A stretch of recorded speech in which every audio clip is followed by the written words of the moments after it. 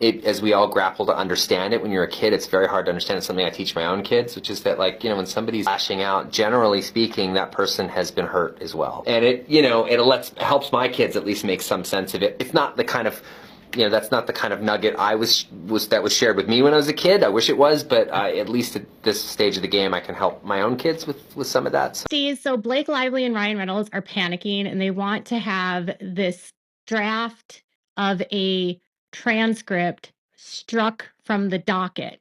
They don't want to strike the letter that they wrote, Wayfair, in response to Miss Lively's assertions that, there's proof that Wayfair is running a smear campaign through this ongoing retaliation through their lawyer, Brian Friedman.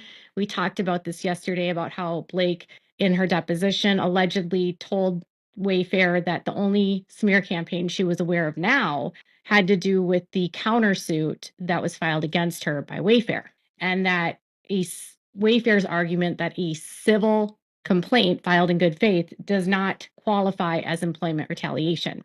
And instead of arguing the facts of that, they've filed this motion to strike because Blake doesn't want the transcript on the record.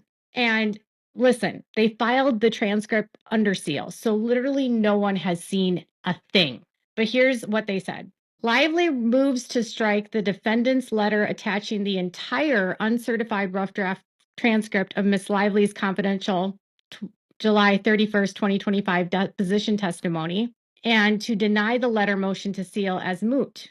In rushing to file on the public docket the entirety of the 292-page transcript on the day they received it with no plausible legal reason to do so, the Wayfair defendants and their counsel have proved Ms. Lively's point that the transcript was ostensibly filed in support of their argument that there is no legal basis to assert that Brian Friedman or his firm have participated in, fueled, and advanced a smear campaign against Ms. Lively such that their conduct has amounted to public relations work rather than that of an attorney. So Lively is suggesting that Brian Friedman is not defending his clients, but instead he's just a PR agent. Is that maybe what Blake's lawyers are doing?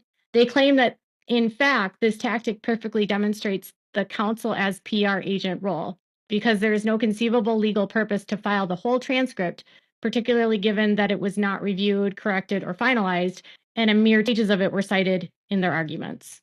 Now, they could have just filed the 2 pages, but they were citing a portion of her testimony. And just because it hasn't been finalized or corrected doesn't mean that her testimony will change. This deposition was more or less, I'm assuming, recorded video. And then there was more than likely a court reporter that took the notes of, reporting on what was said. So there's 2 separate ways that they can verify what she said. They said the letter and the attachment should be seen for what they are, a manufactured excuse to force the transcript into the public domain as fodder for the Wayfair dependents media campaign. It is surely not lost on the Wayfair dependents that given the pending motion to seal, the burden is on Ms. Lively to file a letter motion explaining the particular reasons for seeking to keep any of this transcript under seal. It's not even that big of a deal. Honestly, all they have to do is ask the court to keep it under seal. And he has almost always, Judge Lyman, granted the party's request to keep it under seal. Numerous times this has been done. She's acting like this is like a huge feat. The Wayfair defendants and their counsels hope to make Ms. Lively defend the continued sealing of the transcript so they can advance a false narrative that Ms. Lively is afraid of her deposition testimony becoming public, which is entirely untrue and deeply harmful. I really don't know how they can prove what Blake Lively, what her motivations are. Like, they're trying to go into the future. So they're trying to say that they will be advancing a false narrative, that she's afraid of her deposition testimony becoming public, which is entirely untrue and deeply harmful. Okay. So if it's not true, then why should it be unsealed? Not sealed. Why should it be sealed? Ms. Lively affirmatively pursued this litigation with the full intention and desire to have her testimony heard in the legal process governed by the rules of evidence, which publicly filing this rough draft transcript in this manner substantially undermines. To suggest otherwise is part of the ongoing character attack that Mr. Friedman has been advancing to undermine her credibility and taint the jury pool. This is not a proper use of confidential discovery material or the court's docket. Okay, so that document wasn't even filed by Brian Friedman. It was filed by Kevin Fritz. There's a note here at the very bottom. It says, even as the 2 pages cited, it makes no sense to just suggest that facts in Miss Lively's personal knowledge, as opposed to facts developed from public record from the investigations of others and through discovery, would be particularly relevant to, never mind dispositive of, the nature of Mr. Friedman's conduct in connection with this action. Moreover, the Wayfair defendants compromised the confidentiality of the proceedings by applying only a single narrow redaction to their letter while openly characterizing it in unredacted argument, substantially disclosing their spin on the alleged substance of her testimony. Their spin. So again, they're trying to really hammer home that, Mr. Friedman's not an attorney, but they're trying to spin this. I think, they had to respond because Blake filed into this court about the hearing, and she's trying to get them, the judge, to allow her access to Brian Friedman's records. And so right now, Blake is really trying hard to convince the judge that Brian is actually not an attorney, but rather working as a PR agent to get over the attorney-client privilege. Accordingly, Ms. Lively respectfully requests that the court strike the uncertified rough draft transcript from the record and order the defendants to file only the portion of the transcript cited in this letter, granting Ms. Lively's motion to strike counsel's inflammatory letter because the sole purpose of the letter was to promote scandal. I don't know about that. Consistent with their goal of creating a media circus. Oh my God.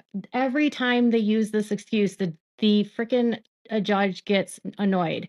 Everything they file is not for legitimate legal purposes. Everything they file in response to what Blake does is not for legitimate purposes. It's only to create a spectacle. Only. Consistent with their goal of creating a media circus around her deposition, it appears the Wayfair defendants immediately leaked details from the deposition to the tabloid media. This began by selectively sharing from a source in the room that Mr. Baldoni was in attendance, apparently to advance the storyline that the deposition was a face-to-face showdown between Mr. Baldoni and Miss Lively. The next day, more leaks from a source close to the deposition described in detail Miss Lively's attire for the deposition, also revealing those who accompanied her, mocked her legal team, and then discussed extensively the Wayfair defendants' themes from their now dismissed case. The narrative created was that Miss Lively needed a large contingent of people with her to testify, while misleadingly suggesting that only Mr. Baldoni and Mr. Friedman were present in the deposition on her side. The reality is that Miss Lively testified across the table from Mr. Baldoni, Jamie Heath, Steve Sarowitz, Melissa Nathan, and Jennifer Abel, all of whom attended this deposition in person, as well as 8 attorneys representing the Wayfair and Wallace parties, 2 of whom questioned her. Well, they had a lot of documents that they had to go through. I'm sure they needed a bunch of lawyers to help them with all of the video and all of the, discovery that they had to bring over to Blake's attorney's office. From the inception of this litigation, Mr. Friedman has falsely accused Ms. Lively of being afraid to testify and delaying her deposition, and has made a spectacle of it in a number of ways, including ghoulishly suggesting that it take place in Madison Square Garden. That was a joke. To be clear, Ms. Lively's deposition transcript should remain confidential and under seal unless and until it becomes a subject of a legitimate filing, and then only if any presumption in favor of public access is overcome. By itself, the transcript is deposition discovery material, which, like other materials, merely exchanged among parties in discovery. And the law is clear that parties may not force material into the public view by manufacturing reasons to file it in the public docket. Literally, they had to file something because they keep trying to get Brian Friedman's documents. So it's like every time they do something, they have to claim that it's for a legitimate reason. And listen, more often than not, deposition transcripts are not public, and I don't expect it to become unsealed, especially a rough draft, because they could finalize, they can edit, and then once the final draft is ready, then it's published. But I don't expect a judge to unseal this in any capacity. Filing the uncertified rough draft of the deposition transcripts when it serves no legitimate litigation purpose is disrespectful to all types of allegation at issue here